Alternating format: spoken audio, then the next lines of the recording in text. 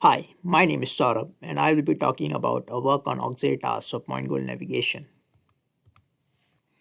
In point goal navigation, an agent is spawned in a never before seen environment and is expected to find its way to the specified point goal location, which is given in relative coordinates. In our case, the agents were either able to observe a RGB color or high resolution depth map view of the environment. They were provided goal location with a GPS compass. The map shown here is solely for the purpose of visualization and it is unavailable to the agents.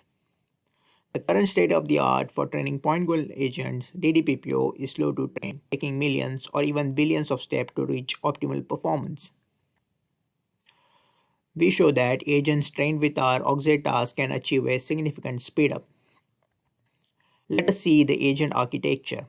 The PointNav agent consists of a series of convolutional layers to produce a visual embedding from observed input. This is further consumed by a GRU recurrent network to obtain a state representation, which is used to get an estimate of the value as well as to derive policy. The agents may go forward, turn left or right, or call stop to end an episode. The agent is trained via PPO algorithm. Let us see how we go about training a policy network in conjunction with auxiliary tasks. We choose a suitable intermediate component to be used by auxiliary network for the task.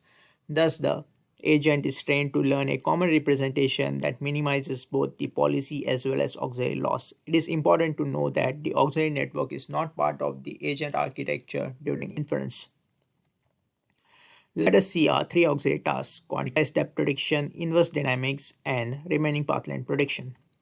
The motivation for quantized depth prediction comes from the observation that depth agents perform far superior to the RGB agents. This indicates that depth information is crucial for navigation.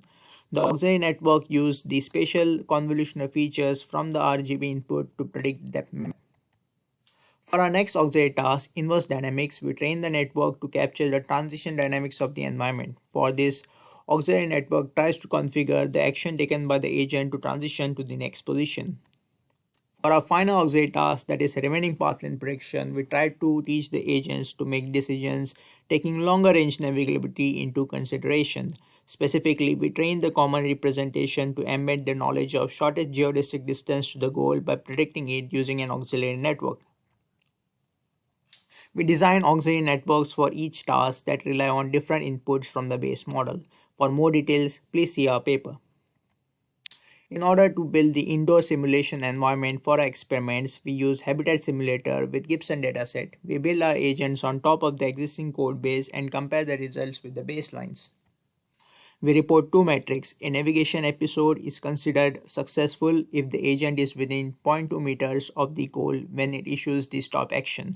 We also report success weighted by the inverse path length or SPL, which weights success by the efficiency of the path, which is just a ratio of shortest possible path to the actual path taken by agent. Let us now see some results. We compare our task-equipped agents with the habitat baselines. As can be seen throughout the training, the performance of baseline agents is inferior to that of the auxiliary task-equipped agent, with task-equipped agents achieving higher scores within fewer training steps. Combining all the agents gives us the best agent. This is also suggests that there is some non-overlapping information contained in each of these tasks. Here we compare the baseline with two auxiliary tasks from previous works and contrast it with our best performing agent. Our auxiliary tasks seem to be more relevant than previous work for photorealistic environments. We analyze the behavioral effect of our auxiliary tasks on the agents. We find our agents collide less than the baseline throughout training with depth prediction leading to the largest reduction. Using a probe model, we find agents trained with remaining path length prediction produce internal representations that are more effective at decoding the agent's precise location. Finally, we find the remaining path length predictors act as openness detector, predicting high geodesic values when in dead-end rooms as shown in the above qualitative example. To conclude, auxiliary supervision is useful to improve the sample efficiency of point goal agents and embed crucial information about the environment in agent representation. For more details about our experiments and auxiliary task networks, please see a paper. Thank you.